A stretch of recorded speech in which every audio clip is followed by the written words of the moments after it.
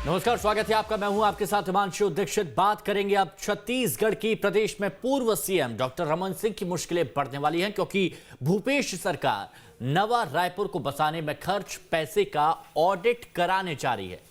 रमन सिंह मुश्किल में इसलिए हैं क्योंकि इस प्रोजेक्ट के लिए जो भी पैसे आए हैं उसके 99% रमन सरकार में खर्च हुए और कई शिकायत बड़े गड़बड़झाले की भी हैं। परेशानी यहीं खत्म नहीं होती है। इंदिरा प्रियदर्शनी बैंक घोटाले मामले में भी पूर्व सीएम की मुश्किलें अब बढ़ सकती हैं। उमेश सिन्हा की नार्को टेस्ट की सीडी अब जल्द कोर्ट में पेश होने वाली है और ये सीडी काफी चर्चाओं में भी रही है, क्योंकि ये कहा गया है कि बड़े नेताओं के नाम इस सीडी में सामने आए हैं। आज चर्चा इसी मुद्दे पर करेंगे और बातचीत के लिए कुछ मेहमान हमारे साथ में मौजूद रहेंगे, लेकिन आप पहले ये रिपोर्ट देख लीजिए। नवा रायपुर को बसाने में रमन सरकार के कार्यकाल में जितने भी पैसे खर्च किए गए हैं, अब उसका ऑडिट होगा। एक एक पैसे का हिसाब किताब लिया जाएगा। नवा रायपुर विकास प्राधिकरण की तरफ से लोकल फंड और ऑडिट विभाग को ऑडिट करने के लिए कहा गया है। साथ ही कहा गया है कि ऑडिट रिपोर्ट्स 3 महीने के भीतर दे दी जाए। शासन का आकलन है कि साल 2010 से लेकर अब तक नवा रायपुर के विकास में 5000 करोड़ रुपए खर्च किए गए हैं। इसमें 99% राशि रमन सरकार के कार्यकाल में खर्च हुई है। साल 2009-10 के बाद से इसकी आय व्यय का ऑडिट अभी तक नहीं हो पाया है। नवा रायपुर में बड़े पैमाने पर वित्तीय अनियमितता की शिकायतें लोक आयोग के साथ ही दूसरे सरकारी एजेंसियों में दर्ज हैं, लेकिन इन पर अब तक कोई कार्रवाई नहीं की गई है। खर्च हुए पैसे के हिसाब किताब को ऑडिट कराने के फैसले को सीधे तौर पर रमन सिंह को घेरने से जोड़कर देखा जा रहा है। देखो, कोई भी विभागीय कार्य का यदि खर्च होता है तो ऑडिट एक प्रक्रिया है, ऑडिट तो होना चाहिए। यदि किसी कारण से अब तक नहीं हुआ तो अब करा लेंगे, सामान्य सी बात है। उसका जो भी कहना है वो अपनी जगह है, लेकिन कुल मिलाकर ऑडिट होना चाहिए। एक ऑडिट होने से जो शासकीय धनराशि है उसका सही ढंग से नियोजन होता है और वो बातें सामने आती है। भूपेश जी इस बात का जवाब दे दें कि ऑडिट करने की बात तो छोड़ें, भूमि पूजन कर दिया, उद्घाटन कर दिया और टेंडर बाद में लग रहा है। पहले तो इस बात का जवाब दे कि तुम्हारी सरकार में क्या गड़बड़झाला चल रहा है मेरे भाई। तुम तो छत्तीसगढ़ के अंदर बैठ के और यहाँ राजधानी में बैठ के योजनाओं का भूमि पूजन ही नहीं शिलान्यास कर दिए। बाद में पता चलता है कि उसका टेंडर ही नहीं हुआ है, अपने किसी चहेते ठेकेदार को दे दिया गया है, बना के पूरा कर दिया है, फीता भी काट दिया है, उसके बाद पता चलता है। इस सियासी वार पलटवार के बीच अगर नवा रायपुर प्रोजेक्ट पर खर्च हुए पैसे पर नजर डालें तो सड़क निर्माण प्रोजेक्ट में 1500 करोड़ रुपए, बिजली और स्ट्रीट लाइट में 345 करोड़ रुपए खर्च किए गए। वहीं पार्क, गार्डन और सरोवर में 140 करोड़ रुपए खर्च हुए। वहीं पौधारोपण पर 18 करोड़ रुपए खर्च किए गए और शासकीय भवनों का निर्माण पर 750 करोड़ रुपए खर्च किए गए। वहीं साइकिल ट्रैक और प्रोजेक्ट पर 10 करोड़ रुपए खर्च हुए और बीआरटीसी प्रोजेक्ट पर 179 करोड़ रुपए खर्च किए गए। सरकार ने अगर ऑडिट कराने का फैसला लिया है तो जाहिर है कि पिछली सरकार के लिए मुश्किलें तो खड़ी होंगी, लेकिन रमन सिंह की परेशानी यही खत्म होती नहीं दिख रही है। इंदिरा प्रियदर्शनी बैंक घोटाला मामले में भी उनकी परेशानी बढ़ सकती है। नवा रायपुर में ऑडिट के बहाने कांग्रेस सरकार भारतीय जनता पार्टी की सरकार को घेरने की तैयारी कर रही है। 10 साल जो विकास कार्य नवा रायपुर में हुए उसमें निश्चित तौर पर बड़ा गड़बड़झाला हुआ है, ये सरकार को जानकारी है। और ऑडिट होता है तो कई बड़े चेहरे सीधे तौर पर बेनकाब हो सकते हैं। कांग्रेस सरकार ने सीधे तौर पर ऑडिट का यहाँ पर निर्देश दे दिया है। वहीं विपक्ष का कहना है कि एजी लगातार ऑडिट करते हैं, ऐसे में अलग से ऑडिट की क्या आवश्यकता है। न्यूज स्टेट के लिए वीडियो जर्नलिस्ट राग पांडे के साथ रायपुर से आदित्य नामदेव। तो एक बार फिर से आपने देखा कि किस तरह से ये चर्चाएं शुरू हो गई हैं। पूर्व की जो बीजेपी सरकार थी डॉक्टर रमन सिंह, अब ये कहा जा रहा है कि उनकी मुश्किलें बढ़ सकती है। खैर, हम चर्चा करते हैं, कुछ मेहमान हमारे साथ जुड़े हुए हैं तो उनका तारुफ आपसे कराते हैं। अमित चिमनानी जी बीजेपी से हमारे साथ इस चर्चा में मौजूद रहेंगे। अभय नारायण राय जी हमारे साथ कांग्रेस से इस चर्चा में शामिल रहेंगे और जयंत वर्मा जी सीनियर जर्नलिस्ट हैं, वरिष्ठ पत्रकार हैं, वो इस चर्चा में हमारे साथ शामिल रहेंगे। स्वागत है आप सभी का। सबसे पहले तो अमित चिमनानी जी, क्या वाकई मुश्किलें यहाँ पर बढ़ने वाली हैं पूर्व सरकार की, डॉक्टर रमन सिंह की, जिस तरह से अब कहा जा रहा है?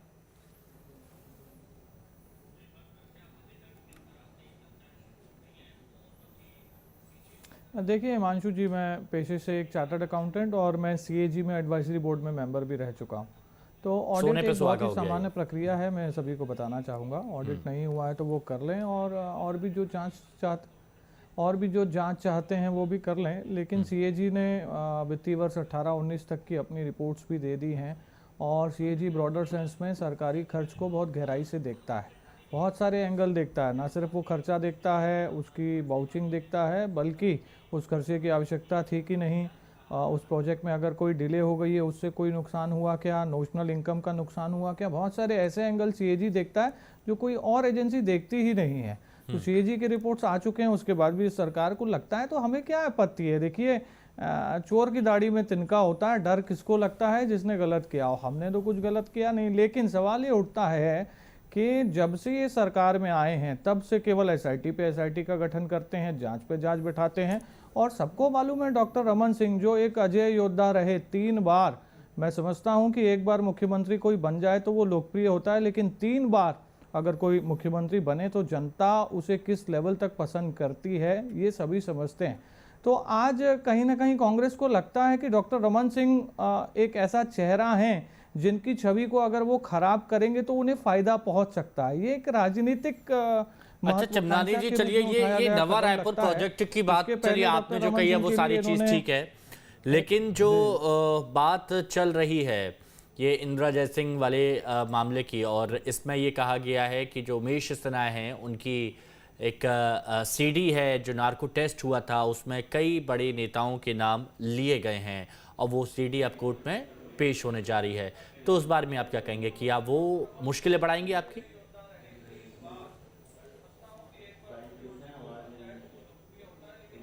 नहीं, निश्चित तौर पर किसी प्रकार की कोई मुश्किल नहीं होगी, उल्टा इस सरकार की किरकिरी होगी। 2 साल में इसने जितनी भी एसआईटी सरकार में आते हुए बनाई, इन्होंने कहा था कि हम 3 महीने में रिपोर्ट दे देंगे। हाँ। क्या क्या हुआ उन रिपोर्ट्स का? आज 2 साल हो गए, एक भी एसआईटी की रिपोर्ट नहीं आई। मैं बता रहा था हिमांशु जी कि इससे पहले डॉक्टर साहब के ऊपर आय से ज़्यादा आमदनी का एक केस या ब्लैक मनी का एक केस इनके कार्यकर्ता ने दर्ज कराया ईओडब्ल्यू में। क्या हुआ उस केस का? उन्होंने सारी इनकम डिस्क्लोज कर रखी थी, इनकम टैक्स के रिटर्न भर रखे थे। ये एक दिन की अखबार की सुर्खियां पाने के लिए ये कर सकते हैं, लेकिन उसके बाद ये मामला आगे बढ़ता नहीं है। बताए ना, कांग्रेस जितने आरोप ये विपक्ष में थे तब भी लगाते थे। ये जो कह रहे हैं कि 2009-2010 के बाद से इसकी आय व्यय का ऑडिट अभी तक नहीं किया गया है, ऑडिट ही नहीं किया गया है, इस मामले में कोई कार्रवाई नहीं की गई है, और कई शिकायतें इस मामले में दर्ज हैं, लेकिन कोई कार्रवाई नहीं हुई है, और यही बताता है कि कई वित्तीय अनियमितताएं यहां हैं, ये कह रही है कांग्रेस।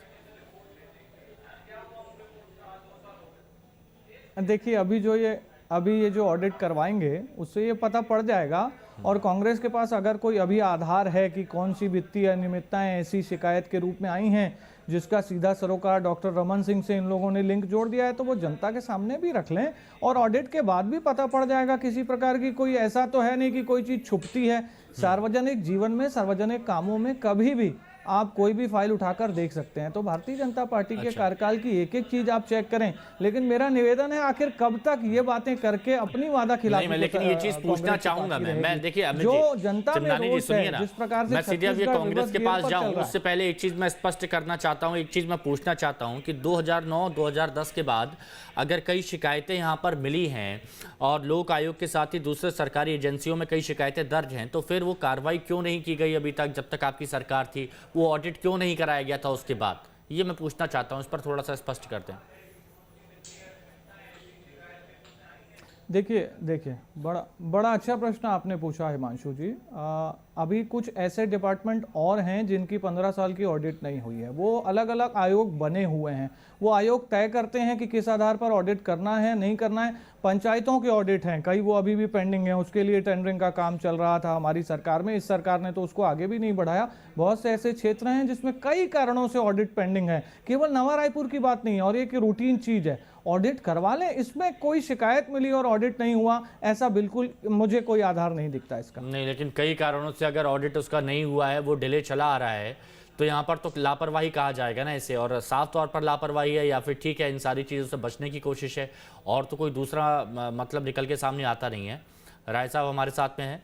राय साहब, सुन लिया होगा आपने अमित चिमनानी जी को, कह रहे हैं कि छवि खराब करने की कोशिश। एक बड़ा चेहरा है डॉक्टर रमन सिंह, उनकी छवि खराब करने की कोशिश यहाँ पर की जा रही है। और ये कैसे होगा? ऑडिट कर लेते हैं, घेर लेते हैं उन्हें, कोई तैयारी कर लेते हैं, कोई जांच बिठा देते हैं, और वही होता आ रहा है अभी तक।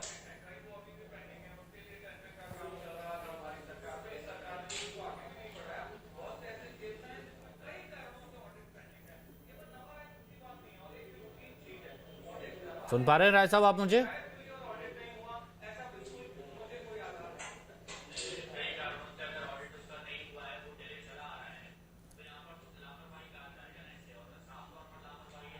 चलिए मैं फिर राय साहब से बात करूंगा। अभय नारायण राय साहब तक लगता है शायद आवाज स्पष्ट तरीके से नहीं पहुंच पा रही है। जयंत वर्मा जी हैं, वरिष्ठ पत्रकार हैं, तो उनसे भी अब बात कर लेते हैं। जयंत वर्मा जी, ये सारी चीज जो हो रही है यहाँ पर, बीजेपी कह रही है कि छवि खराब करने की कोशिश है, कांग्रेस कह रही है कि जो भी वित्तीय अनियमितताएं हैं, अगर शिकायत मिली है तो कार्रवाई इसमें की जा रही है, कौन सी बड़ी बात हो गई? अगर साफ स्वच्छ सब ठीक है तो इसमें डरने की क्या बात है? आप इसको किस तरह से देखते हैं? क्या बीजेपी के आरोप सही है कि द्वेषपूर्ण ये कार्रवाई है, सिर्फ छवि धूमिल करने की कोशिश की जा रही है, या फिर इनका उद्देश्य बिल्कुल स्पष्ट और साफ है?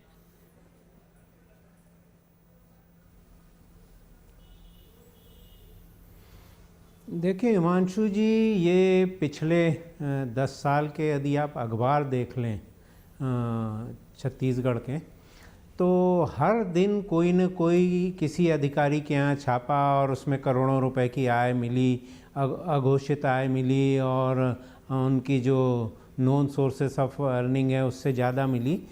तो ये सब होता रहा है, और ये सब होता रहा है, इसका मतलब ये है कि भ्रष्टाचार तो चरम पे था। हुआ है। अब चरम पे था, पर तत्कालीन सरकार, चूंकि ये जो भ्रष्ट होता है वो ऊपर तक सबको सेट करता है, तो उनको संरक्षण भी दिया जाता था। और अभी तो स्थिति ये है कि कई जो भ्रष्ट थे उस समय के, वो उनको इस सरकार में भी बहुत ज़्यादा आशीर्वाद मिला हुआ है। तो ऐसी स्थिति है। और जहाँ तक ऑडिट की बात है, तो भारत के जो संविधान है उसमें प्रावधान है कि राजकोष का 1 रुपया भी कहीं खर्च होता है तो उसका कंट्रोलर ऑडिटर जनरल ऑडिट करेगा, और वो ऑडिट रिपोर्ट जो है, कैग की रिपोर्ट जिसको कहते हैं, वो विधानसभा में और लोकसभा में रखी जाती है। और उसमें विरोधी दल का नेता जो होता है वो लोक लेखा समिति का अध्यक्ष होता है, विरोधी दल का भी कोई तो ये तो एक प्रक्रिया है संवैधानिक। तो मुझे लगता है कि इसके तहत वहाँ पे ऑडिट तो बराबर हुआ होगा, ये कहना ही गलत है कि ऑडिट नहीं हुआ है। अब ये बात अलग है कि अब ऑडिट में जो बातें आई थी उस पर कार्रवाई नहीं हुई है यदि, तो वो कार्रवाई की जानी चाहिए और उसको एक्सपेडिएट किया जाना चाहिए। ये सब चीज़ें होती हैं। तो मुझे लगता है कि भ्रष्टाचार के जो मामले हैं उनमें पुराने जितने केस हैं उनमें कितने केस अभी तक का वो हैं, मतलब दबा दिए गए हैं, इनको भी देखना पड़ेगा।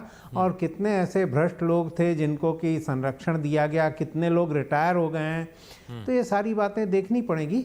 और अभी तक तो ऐसा कोई भी 2 साल में बात नहीं आया है जिसमें रमन सिंह सरकार ने बड़ा भारी भ्रष्टाचार किया और जिसमें मुख्यमंत्री खुद इन्वॉल्व रहे हों।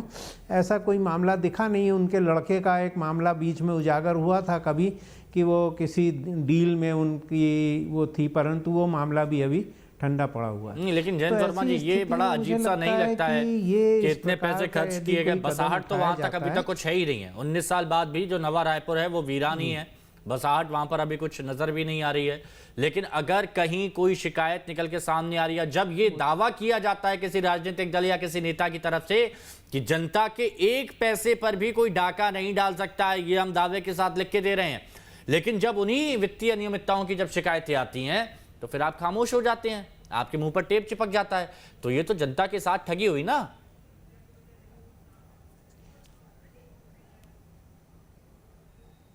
जी देखिए, इसमें हिमांशु जी, यदि सरकार सच में गंभीर है इसमें, तो जितनी भी शिकायतें हैं, हर डिपार्टमेंट की शिकायतें इकट्ठी करके एक सिटिंग जज जो हाई कोर्ट के हैं उनके वो वहाँ जांच आयोग गठित कर दें और वो उसको दे दें कि 6 महीने के अंदर आप उसमें रिपोर्ट दे दो और सजा कर दो।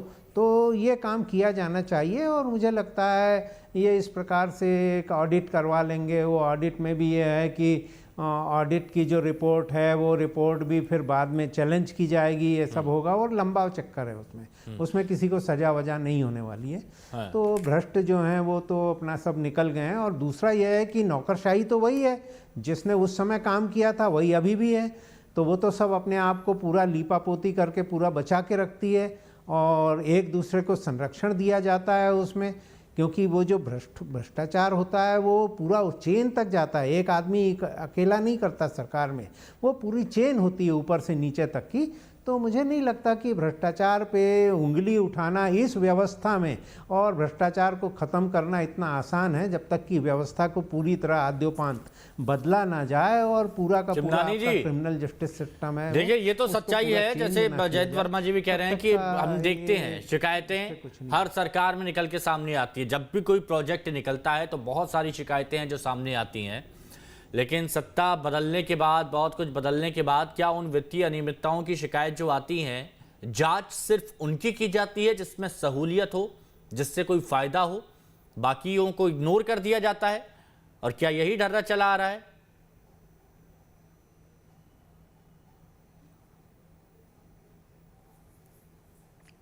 माननीय पत्रकार महोदय ने एक बहुत ही अच्छी बात शेयर की जनता के साथ, उसी चीज़ को आगे बढ़ा रहा हूँ। एक जांच का जिम्मा होता है, सरकार को जो शिकायतें मिले तो वो सरकार करवाए ना करवाए वो उसके ऊपर होता है। लेकिन सीएजी एक स्वतंत्र एजेंसी है, वो पार्लियामेंट और संविधान के हिसाब से काम करती है। सरकार से उसका कोई मतलब नहीं होता है और ना ही उसका मतलब होता है कि शिकायत मिली है तो देखें, नहीं तो नहीं देखें। वो इंडिपेंडेंटली एक बहुत बड़ा उसका सिस्टम है, एक बहुत बड़ी चेकलिस्ट है, एक एक रुपए का। मैंने बताया कि न सिर्फ खर्चा हुआ है या ना हुआ है इसके ऊपर नहीं, बल्कि उस खर्चे की आवश्यकता थी कि नहीं, और प्रोजेक्ट डिले हुआ कि नहीं, नोशनल इनकम थी कि नहीं, बहुत सारे एंगल हैं। उस पर सीएजी ऑडिट करता है, चाहे कोई शिकायत करे या ना करे। और इस मामले में भी सीएजी का ऑडिट हो चुका है। और मैं आप सबको बताते हुए अगर ये सारी चीज हो चुकी है विचिमनानी जी, फिर क्यों सरकार इस आधार पर अपनी बात रख रही है? फिर क्यों सरकार की तरफ से ये कहा जा रहा है कि 2009-2010 के बाद आय व्यय का कोई ऑडिट अभी तक नहीं आ पाया है? क्यों ये बात कही जा रही है कि बड़े पैमाने पर वित्तीय अनियमितताएं थी, उसके बावजूद भी सरकारी एजेंसियों में दर्ज हैं, लेकिन कार्रवाई नहीं हुई है ऑन रिकॉर्ड कुछ?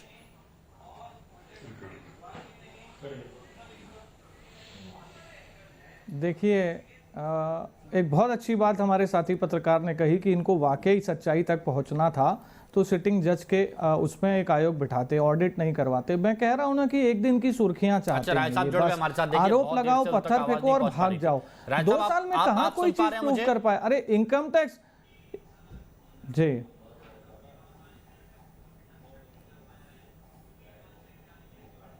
राय साहब, मेरा सवाल आपसे है, क्योंकि बीजेपी से तो हमने बहुत देर बात करी, जयंत वर्मा जी की भी हमने बात जान ली है, ये जो भी कुछ हो रहा है इसका उद्देश्य क्या है? क्या छवि धूमिल करना या फिर सच्चाई निकाल के लाना?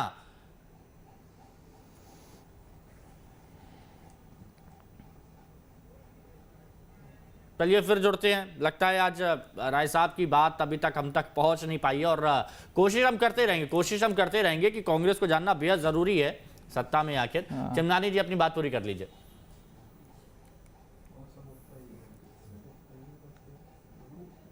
मैं बता रहा था कि अभी डॉक्टर साहब के लिए एक इनकम टैक्स का मामला इन्होंने दर्ज करवाया। देखिए, ये विश्वसनीयता के संकट से गुजर रहे हैं। जो इनकम टैक्स के रिटर्न में डिपार्टमेंट में डिस्क्लोज्ड हो चुकी है, उसके खिलाफ इन्होंने ब्लैक मनी का शिकायत दर्ज कर दिया। तो इस टाइप की तो इनकी शिकायतें होती है। एफआईआर होता है, उसके बाद एसआईटी गठित की जाती है। ये क्या करते हैं, एसआईटी गठित करने के बाद फिर रात को 12 बजे जाके एफआईआर करते हैं। तो ये इनके उल्टे पुल्टे काम 2 साल में चल रहे हैं। जैसा कि डॉक्टर साहब ने अपने बाइट में मेंशन किया, इन्होंने एक जगह लोकार्पण और शिलान्यास कर दिया, उसका टेंडर अभी तक हुआ नहीं है। तो बड़ी अजीबोगरीब सरकार है, अजीबोगरीब सोच है। जो वादे ये करके आए थे वो पूरे कर नहीं पा रहे हैं। प्रदेश रिवर्स गियर पर चला गया है, वित्तीय स्थिति खराब हो गई है, अपराधगढ़ बन गया छत्तीसगढ़। राजधानी रायपुर के सबसे प्रमुख चौक में चाकू से लोगों को गोदा जाता है, फिर वीडियो भी बनाया जाता है। शराबबंदी का वादा था, घर घर तक ड्रग्स पहुंच गई है। रेत माफिया और शराब माफियाओं का राज हो गया है। तो अब इन चीजों को दबाएं और छुपाएं कैसे? अपनी उपलब्धि बताने के लिए कुछ है नहीं, असफलताओं को छुपाने के लिए ये सब काम करते रहते हैं। अगर वाकई इनके आरोपों में दम होता तो 2 साल का समय कोई कम समय नहीं होता हिमांशु जी। कोई तो बात बाहर निकल के आती। खाली आरोप लगा देना, पत्थर फेंक देना और भाग जाना, ये कांग्रेस की आदत रही है। इसमें कभी सफल नहीं हो पाएंगे ये लोग। जयंत वर्मा जी, कैसे आम जनता का कोई भला होता है? आप वरिष्ठ पत्रकार हैं, आप बेहतर तरीके से बता सकते हैं, क्या इससे आम जनता का कोई भला होता है या फिर ये शहमात का खेल चलता रहता है कि आज इस पर जांच बिठा दी, आज वो पुराने कुछ काम थे उन पर जांच बिठा दी गई और वो काम कर दिए गए?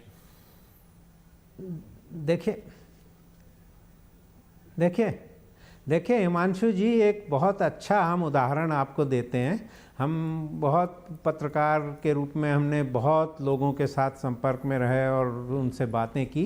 एक अति भ्रष्ट इंजीनियर से हमने एक बार पूछा कि भाई तुमने इतना भ्रष्टाचार किया, तुम तो ट्रकों सीमेंट बेच देते थे पूरे, और कभी तुम्हारे खिलाफ कोई कार्रवाई नहीं हुई, तुम सस्पेंड नहीं हुए।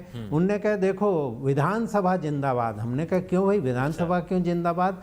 कहे ऐसा है कि मैं तो पूरा भ्रष्टाचार करता हूँ, फिर विरोधी दल के कोई एमएलए को पैसा देके अपने खिलाफ भ्रष्टाचार के मामले विधानसभा में उठवाता हूँ। अच्छा। और जो ही विधानसभा में मामला उठता है तो मंत्री कह देता है नहीं ऐसा कुछ नहीं है और ये सब पूरा आरोप है। और जब ऐसी बात हो जाती है तो जितनी नीचे के स्तर पे जांच होती रहती है वो सारी दबा दी जाती है।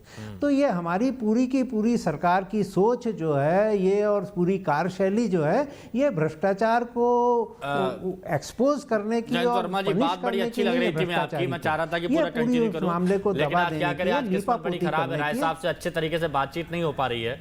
राय साहब, क्या आप मुझे सुन पा रहे हैं?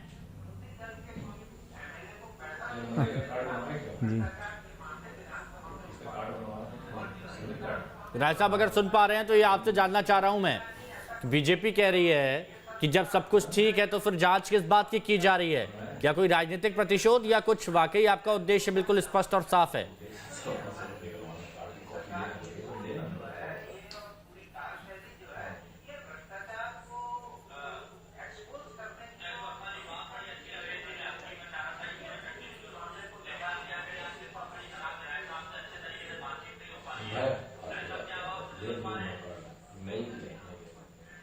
चलिए कोई नहीं, हम समझ सकते रहे साहब, लेकिन बहुत मन था आपकी बात ज़रूर सुनने का, क्योंकि एक तरफा बात हो रही है। अगर कांग्रेस की बात यहाँ पर हो जाती तो और बेहतर तरीके से हम इस चर्चा को सार्थक बना सकते थे।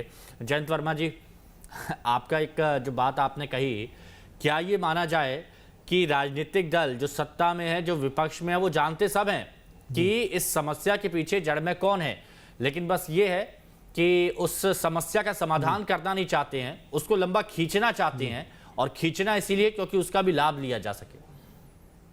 जी जी जी, ये बिल्कुल आपने ठीक कहा। और मुझे लगता है कि जो सरकार जो है वो अपनी पार्टी चलाने के लिए उसको पैसा चाहिए होता है, और इसके लिए पूरा का पूरा मतलब भ्रष्टाचार को ऊपर से संरक्षण दिया जाता है और फिर उन लोगों को प्रोटेक्ट किया जाता है।